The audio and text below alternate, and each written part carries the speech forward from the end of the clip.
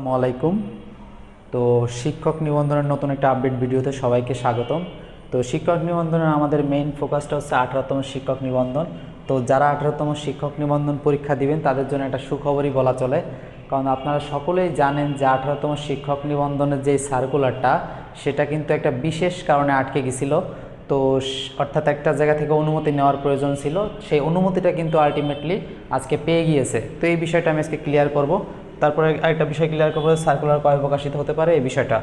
তো আপনারা জানেন যে এর আগে শিক্ষক নিবন্ধন পরীক্ষা কিন্তু বিষয় ভিত্তিক হতো।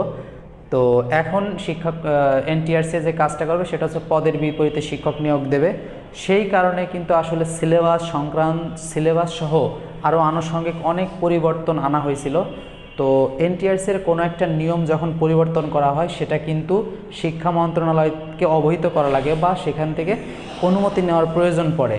তো তারই প্রেক্ষিতে যেহেতু এনটিআরসি এবার কিছু পরিবর্তন আনছে, তারই প্রেক্ষিতে ওনারা পরিবর্তনটা করে খসড়া একটা, যেহেতু 18তম শিক্ষক নিবন্ধন থেকে কার্যকর হবে সে কারণে 18তম শিক্ষক নিবন্ধনের একটা খসড়া সার্কুলারও তারা তৈরি করে হোল বিষয়টা অর্থাৎ পুরা জিনিসটা তারা শিক্ষা মন্ত্রণালয় পাঠিয়ে দিয়েছিল জাস্ট একটা অনুমতির জন্য। যখনই তারা অনুমতি পেয়ে যাবে তখনই কিন্তু সার্কুলার প্রকাশের কথা ছিল। তো এই অনুমতিটা আসলে এই অনুমতিটা পাওয়ার জন্য অনেক দিন অপেক্ষা করা লাগছে। তো সর্বশেষে আজকে হচ্ছে এই অনুমতিটা আলটিমেটলি পেয়ে গিয়েছে। তো তার মানে হচ্ছে এখন সার্কুলার প্রকাশের আর কোনো বাধা থাকলো না। তো যেহেতু আজকে হচ্ছে বৃহস্পতিবার, শুক্রবার কালকে, তার মানে আগামী সপ্তাহের যে কোনো একটা দিনে কিন্তু এই 18তম শিক্ষক নিবন্ধনের সার্কুলার প্রকাশিত হতে পারে। তো আপনাদের অবগতির জন্য একটা বিষয় ক্লিয়ার করি যে আপনারা জানেন যে বিগত 3 বছর কিন্তু এই শিক্ষক নিবন্ধন পরীক্ষা হয় না। জাস্ট সর্বশেষ কিন্তু 19 সালের ডিসেম্বর মাসে অথবা 20 সালের জানুয়ারিতে, আমার মেবি খেয়াল নাই এখন, যে সার্কুলারটা প্রকাশিত হয়েছিল। তো যেহেতু 3 বছর কোনো শিক্ষক নিবন্ধনের কোনো সার্কুলার প্রকাশিত হয়নি, তার মানে ধারণা করাই যেতে পারে যে এ যাবৎকালীন কিন্তু সর্বোচ্চ সংখ্যক ক্যান্ডিডেট কিন্তু এই 18তম শিক্ষক নিবন্ধনে থাকবে। এবং এখন থেকে কিন্তু বিষয়ভিত্তিক নিয়োগ হবে না, এটা হচ্ছে পদের বিপরীতে নিয়োগ হবে। অর্থাৎ যতটা পদ খালি থাকবে সেই পদের একটা হচ্ছে কিন্তু নিয়োগ দিয়ে দিবে। এখন নিবন্ধন পরীক্ষা নিয়ে যে রেখে দিবে এরকমটা না, যেরকম যতগুলো শূন্যপদ থাকবে সাথে সাথে রেজাল্ট প্রকাশের পর সাথে সাথে কিন্তু 2-1 মাস পরে কিন্তু তারা নিয়োগ প্রদান করে দিবে। তো সেই হিসেবে দেখা যাবে যে এবার প্রতিযোগিতার সংখ্যাও যেমন বাড়বে, পরীক্ষাটাও সেরকম কম্পিটিটিভ পরীক্ষা হবে, খুব প্রতিযোগিতামূলক পরীক্ষা হবে তেমনটাই আশা করা যাচ্ছে।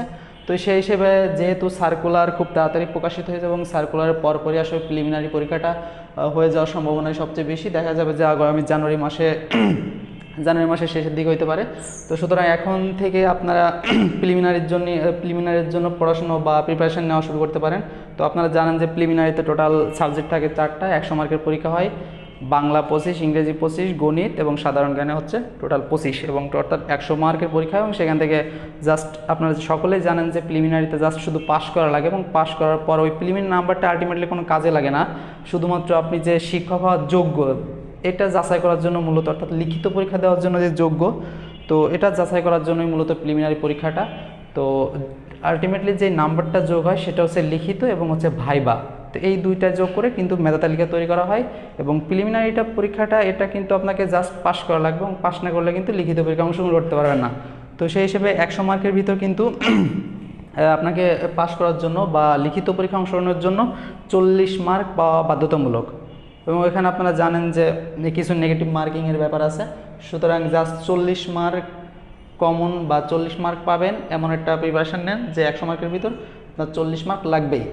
তো এটাই ছিল মূলত আজকের এই ভিডিওর মেইন টপিক, যে 18তম সার্কুলার। এটা আপনাদের জন্য অবশ্যই একটা সুখবরই বলা চলে, যে যেহেতু দীর্ঘদিন 3 বছর এই সার্কুলার প্রকাশ করে না, তো যেহেতু এবার একটা নতুন আঙ্গিকে সার্কুলার প্রকাশ করবে, সুতরাং এই বিষয়টা সকলের জন্য সুখবরই বলা চলে আজকের এই ভিডিওটা।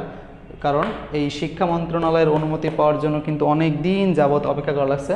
কারণ আমরা প্রায় 1.5 মাস আগে একটা ভিডিও করছিলাম এই বিষয় নিয়ে, যে 1.5 মাস বা 1.5 মাসই, আমার খুব সম্ভবত খেয়াল নাই।